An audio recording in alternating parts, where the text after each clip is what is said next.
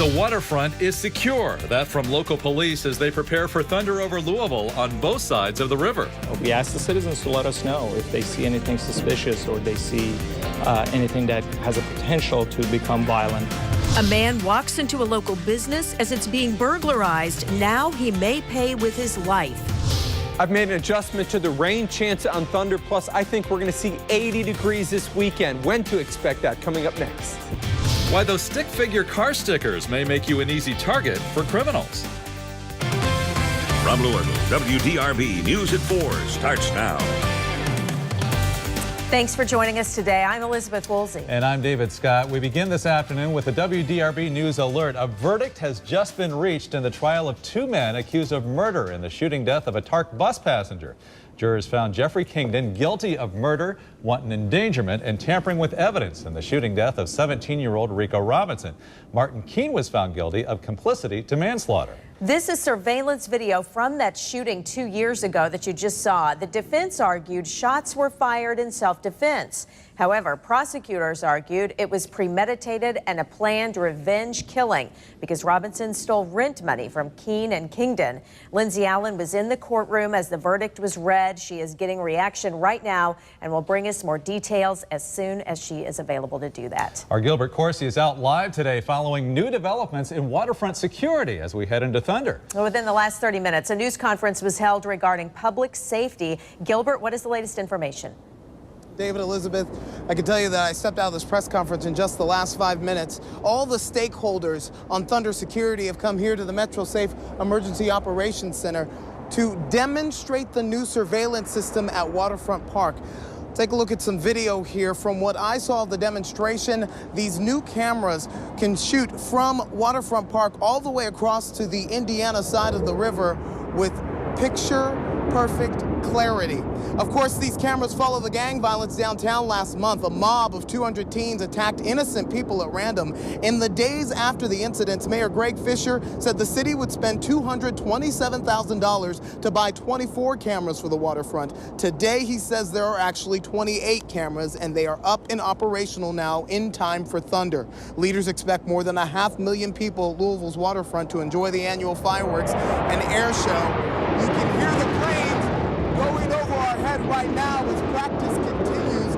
Public safety is a top priority for this event. Fisher says the area will be watched by camera 24 hours a day by rotating shifts of Metro Corrections officers. This takes our ability to address issues at Thunder to a whole new level. You know, as I've talked over the last couple of days, we're going to have over 1,150 officers working Thunder. But this gives us the opportunity from the Emergency Operations Center to see things that are going on from an angle that we've never had before. WDRB's Emily Muir is inside the press conference right now. It is still going on. She will join us at 4:30 with more on the specs of these cameras, exactly where they will be placed, or where they are placed, I should say, how far they see, examples of how far they see, the quality of the pictures, and who is going to be watching besides the jail tomorrow. Now, we talked about that leaked FBI memo with intelligence talking about the gang that caused the problems at Waterfront Park. I can tell you that that has made its way to law enforcement in southern Indiana. And today I went inside the Emergency Command Center in Jeffersonville to see the measures in place there should any problems arise at Thunder.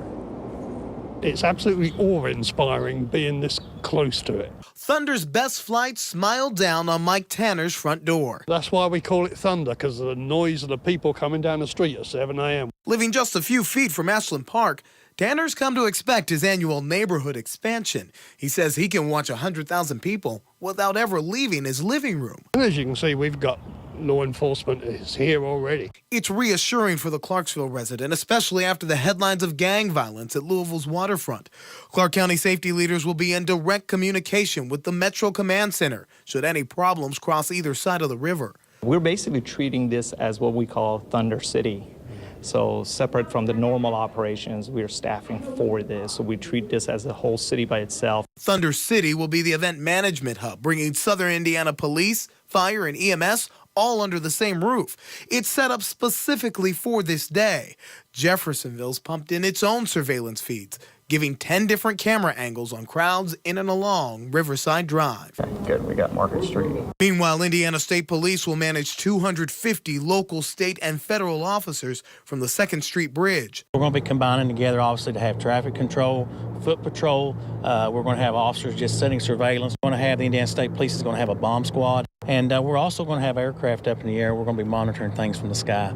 Trying to ensure the only bangs come from the fireworks. Gang problems or flash mobs or anything that you call them today, we're always planning for those issues. We ask the citizens to let us know if they see anything suspicious or they see anything that has a potential to become violent. Do you feel secure? Yeah. Thunder's going to be fun for everyone that comes. I don't think a few troublemakers are going to ruin it for Louisville. That's not going to happen. Thunder is in its 25th year this year. The event has never been canceled, and despite some concerns about safety, organizers actually expect possibly a larger crowd this year because the weather hasn't been that great in the last 2 years. Now, this press conference with all the city leaders in Louisville, it just let out here in the last 3 minutes. Again, Emily Muir was upstairs until the end, and she will join us at 4:30 with more on this demonstration. For now, reporting live downtown, Gilbert Coursey, WDRB News. All right, thank you, Gilbert. The fireworks and planes that make up Thunder over Louisville will draw thousands of people from across the country, and it all comes together in the Thunder Command Center. The room in the Galt House is buzzing with activity today. The producer of Thunder, Wayne Hettinger, tells us the command center is officially set up, the computers are synced, and the staff is ready to go. Each person working on the show has to be ready to do what's needed at the exact moment they're supposed to do it. They all know what they're going to do and who they're going to hand off to, and we do the entire show without a single rehearsal.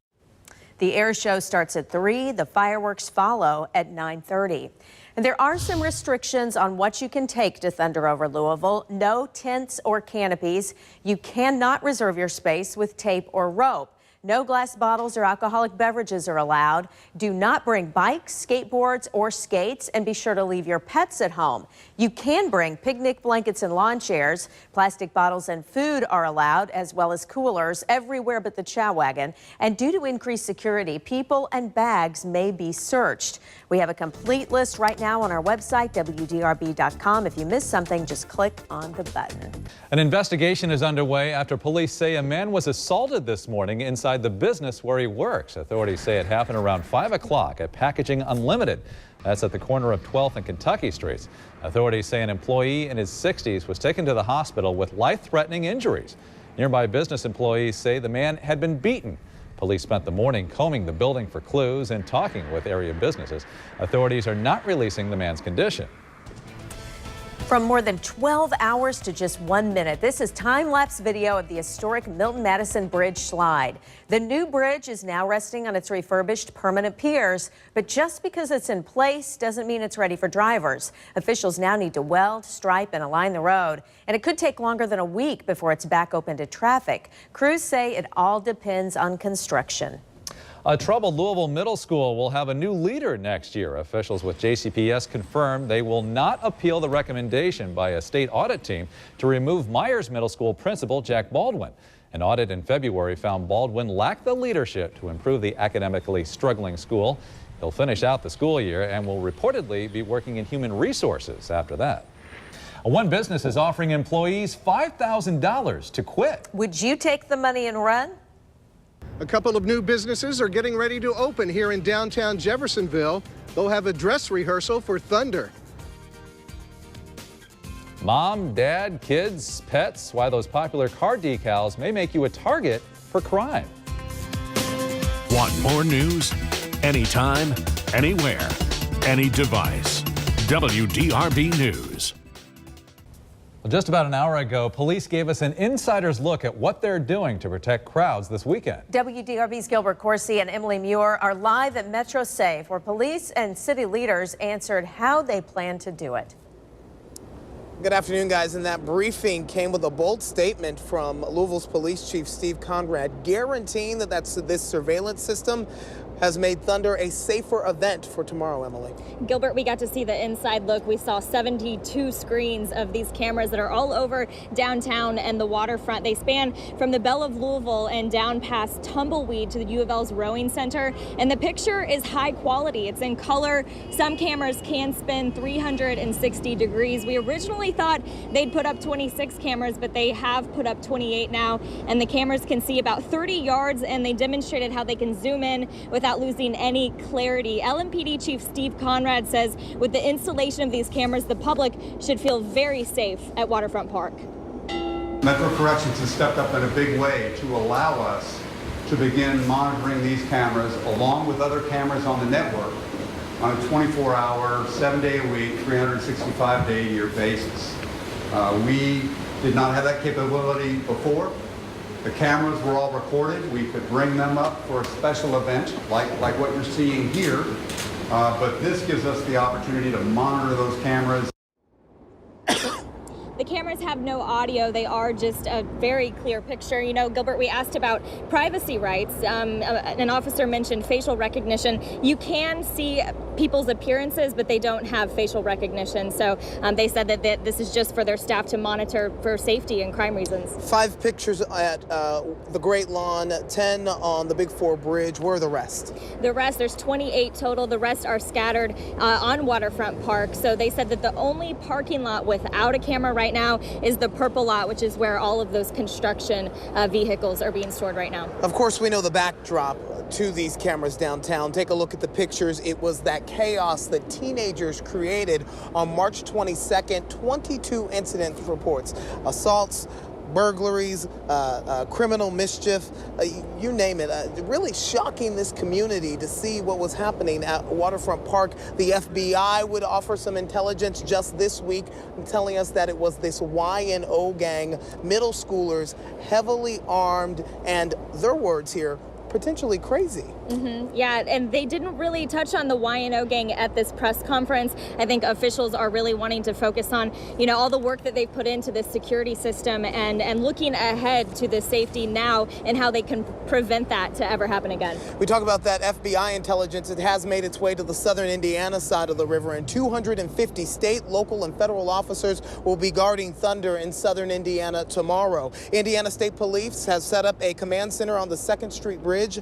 Clark County safety leaders say they will be in direct communication with the Metro Command Center should any problems cross either side of the river. And they've set up an event management hub, bringing police and fire and EMS all under the same roof. Jeffersonville's pumped its own surveillance feeds, giving 10 different camera angles on crowds in and along Riverside Drive. We ask the citizens to let us know if they see anything suspicious or they see anything that has a potential to become violent. The National Guard is also helping with security in southern Indiana tomorrow. Emily Muir, you're on this story throughout the night at 6:30 and 10. What's coming up? Well, we talked with officials, like I said, at this press conference. We're going to go down to Waterfront Park and see what people think about all of these cameras. I mean, they're going to be being watched, you know, anytime they go to Waterfront Park. So we're going to go talk to some people, see what they think about it. Thunder is the kickoff here to the Derby Festival and one of Louisville's signature events. Safety a top priority for tomorrow. It is. For Emily Muir, I'm Gilbert Corsi reporting live downtown, WDRB News.